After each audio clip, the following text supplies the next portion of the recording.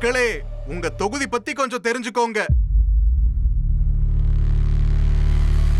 எடப்பாடி சட்டப்பேரவை தொகுதி.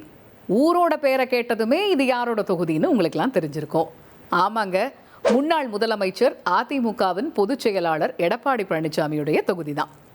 சேலம் மாவட்டத்தில் கொங்கனாபுரம், பூலாம்பட்டி, நங்கவள்ளி, வனவாசி, ஜலகண்டாபுரம் உள்ளிட்ட பகுதிகளை உள்ளடக்கியது தான் எடப்பாடி தொகுதி. கிராமப்புறங்களை அதிகமாக கொண்ட தொகுதியில் விவசாயம், விசைத்தறி, பட்டு நெசவு தொழில் மக்களுடைய வாழ்வாதாரமாக இருக்கு.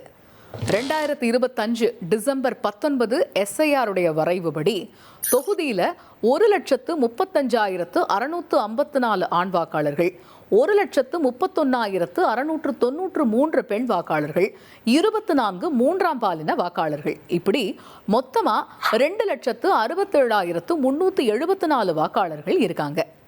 எடப்பாடி தொகுதியுடைய வரலாறை பார்த்தா காங்கிரஸ், திமுக தலா 2 முறையும், பாமக 3 முறையும் வெற்றி பெற்றிருக்கு. அதிகபட்சமா அதிமுக 7 முறை வென்றிருக்கு.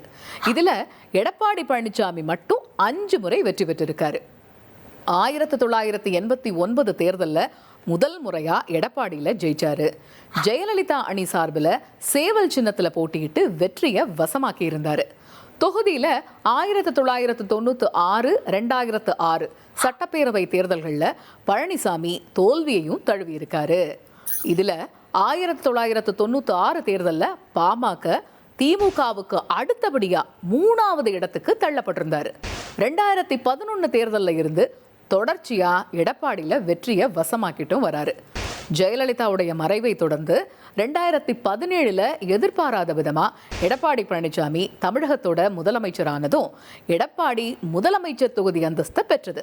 2021 முதலமைச்சரா எடப்பாடி பழனிசாமி போட்டியிட்ட போது தொகுதியில 1,63,154 வாக்குகளை பெற்றவர் 93,802 வாக்குகள் வித்தியாசத்துல திமுக வேட்பாளர் சம்பத்குமாரை தோற்கடிச்சாரு.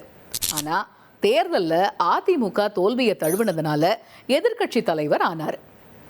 இப்ப NDA முதலமைச்சர் வேட்பாளர் களம் காணும் VIP தொகுதியா கவனத்தை ஈர்த்திருக்கு எடப்பாடி தொகுதி.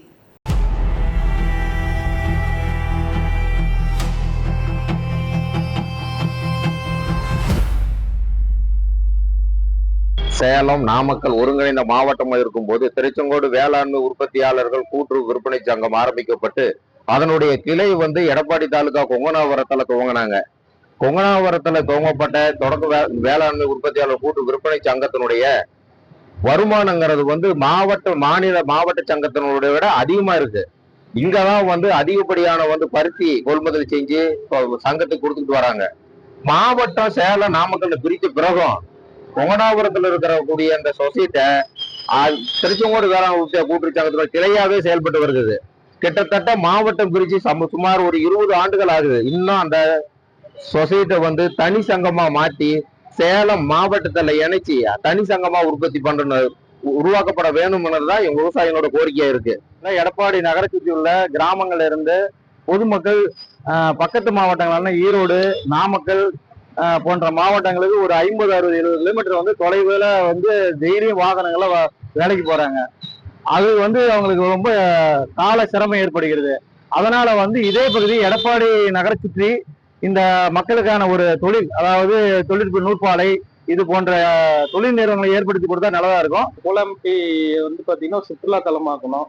பூலாம்பட்டி டு நெருஞ்சிப்பேட்டை ஒரு பேரேஜ் ஒன்று கட்டினீங்கன்னா நம்ம பூலாம்பட்டி பாத்தீங்கன்னா ஒரு சுற்றுலா தலமாயிரும்.